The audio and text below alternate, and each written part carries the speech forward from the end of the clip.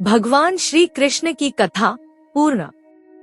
भगवान श्री कृष्ण का जीवन हिंदू धर्म में सबसे प्रिय और पूजनीय कथाओं में से एक है। यह एक विशाल और बहुआयामी गाथा है जिसमें उनके जन्म, बचपन, युवावस्था और महाभारत में उनकी भूमिका शामिल है। यहाँ उनके जीवन के प्रमुख घटनाओं और विषयों का सारांश दिया गया है। जन्म और गोकुल में बचपन। भगवान कृष्ण का जन्म मथुरा की एक जेल में देवकी और वसुदेव के यहाँ हुआ था। उनके मामा अत्याचारी राजा कंस को एक भविष्यवाणी से पता चला था कि उनकी बहन देवकी की 8वीं संतान उनकी मृत्यु का कारण बनेगी।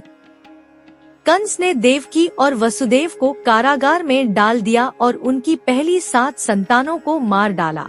हालांकि कृष्ण के जन्म की रात एक चमत्कार हुआ जिससे पहरेदार सो गए और जेल के दरवाजे खुल गए।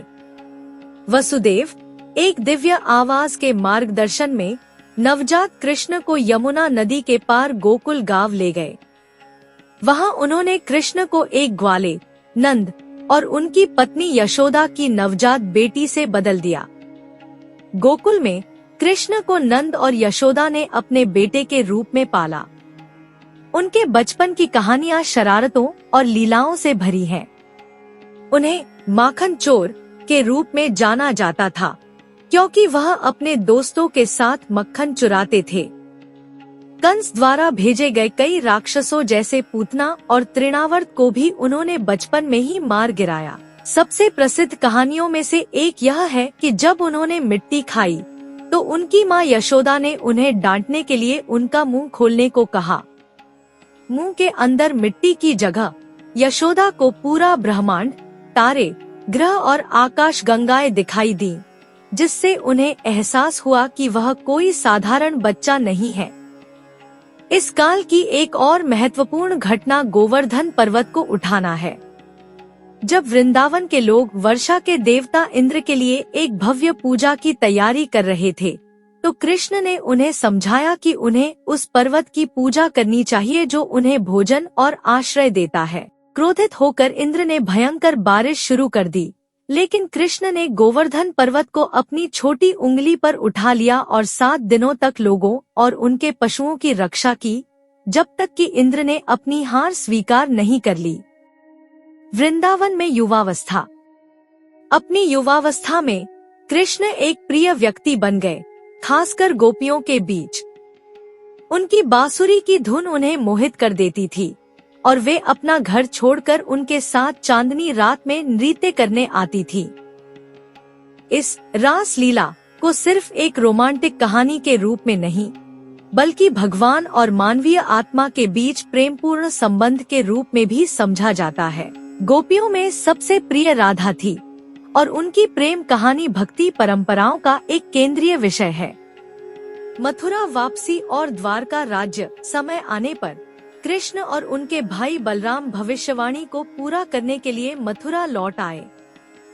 उन्होंने कंस का सामना किया और एक भयंकर युद्ध के बाद कृष्ण ने उस दुष्ट राजा को मार डाला।